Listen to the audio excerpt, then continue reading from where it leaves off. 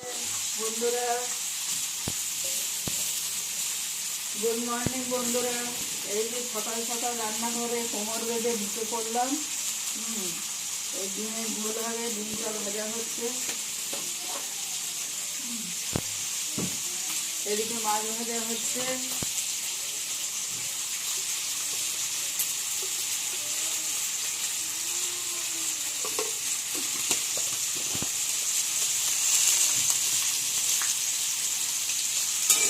দুই দিকে বসে গেছে, এখন বাড়ি 10খানা হাত করতে হবে।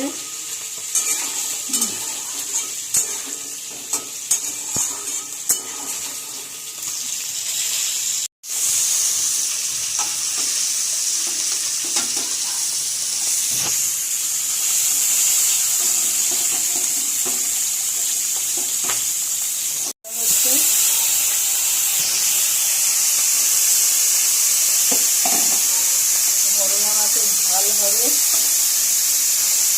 আর ডিম দিয়ে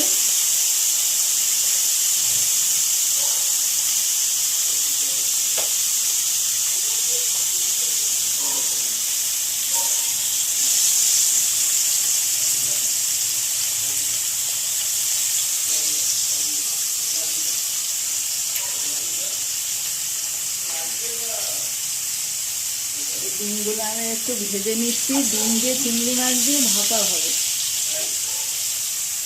ডিমটা আধা করে কেটে নিলাম।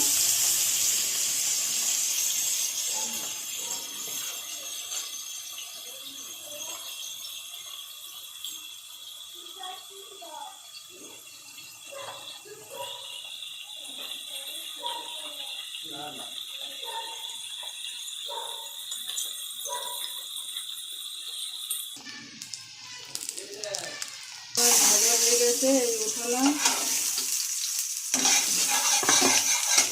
এটাও ওই করলা মাছের টক হবে আজকে। একটু সর্ষে ফোড়ন দিলাম, কাঁচা লঙ্কা ফোড়ন দিলাম।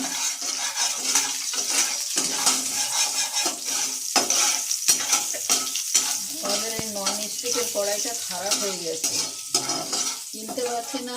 ওই জন্য এসে কি করবো, মাঝে মাঝে এসে একটু বসি দিতে হয়। অনেকগুলো রান্না হয়ে যায় তো, একখানা কড়াইতে হয় না। আর এগুলোতে একটু মাছটা ভাজতে সুবিধা হয়, তলাই লাগে না। তো আম দিয়ে দিলাম।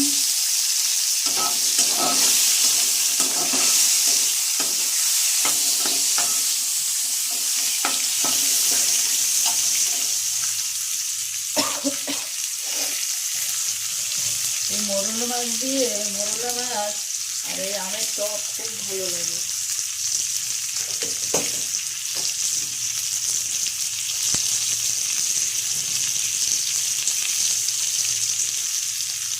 এই নুন দিয়ে দিলাম।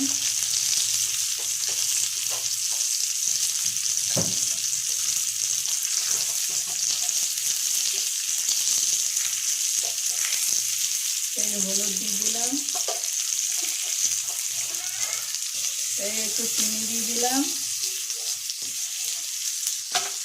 একটু টক টক হবে, মিষ্টি ভালো লাগে।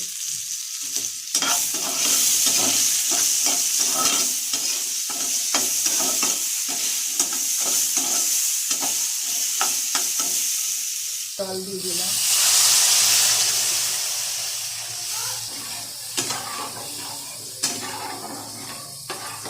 এই গরমে একটু টক খেতে ভালো লাগে, অন্য কিছু তো খেতে ইচ্ছা করে না, একটু টক হলে ভালো লাগে।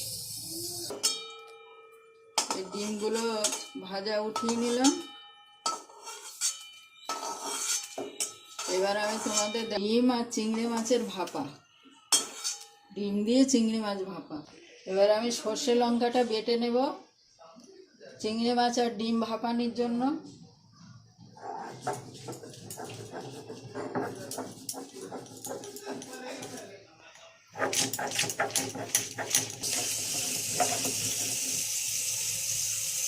এই আমার সর্ষে লঙ্কা বাটা হয়ে গেছে। রসুনটা একটু থেতো করে নেব।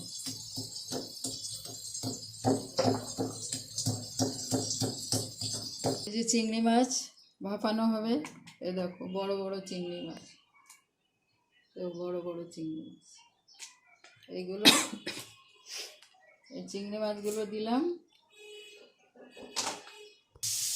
এই এর মধ্যে স্বাদ মতো নুন দিলাম, এই হলুদ গুঁড়ো দিলাম, এই যে রসুন বাটাটা দিয়ে দিলাম,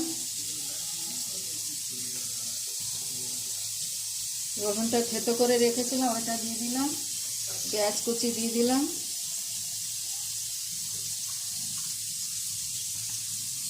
কুচানোগুলো দিয়ে দিলাম। এবার সর্ষে বাটাটা দিয়ে দিলাম, একটু সর্ষের তেল দিয়ে দিলাম,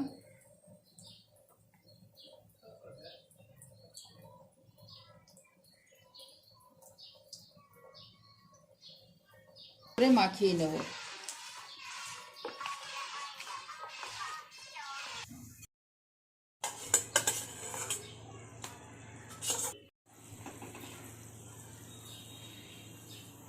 চাপি দিয়ে এইগুলো ঢেলে দিলাম।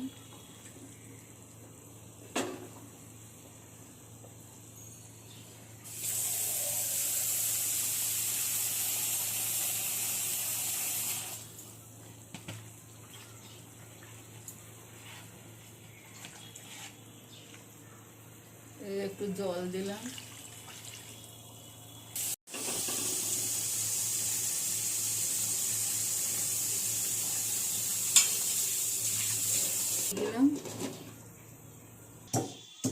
এই ডিমের ঝাল হবে, তার মশলা ডিমের ডালনা। ডিমগুলো দিয়ে দেবো, ফুটে গেছে। এই আস্তে করে উপর দিয়ে ডিমগুলো দিয়ে দেবো। ডিমগুলো আদা কেটে একটু ভেজে রেখেছিলাম, তাহলে একটু টেস্টটা ভালো হয়।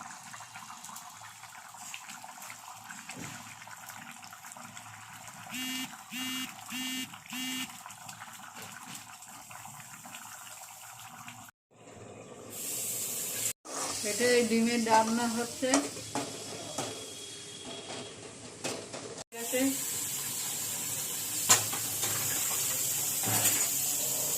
এবার একটু নামাবো।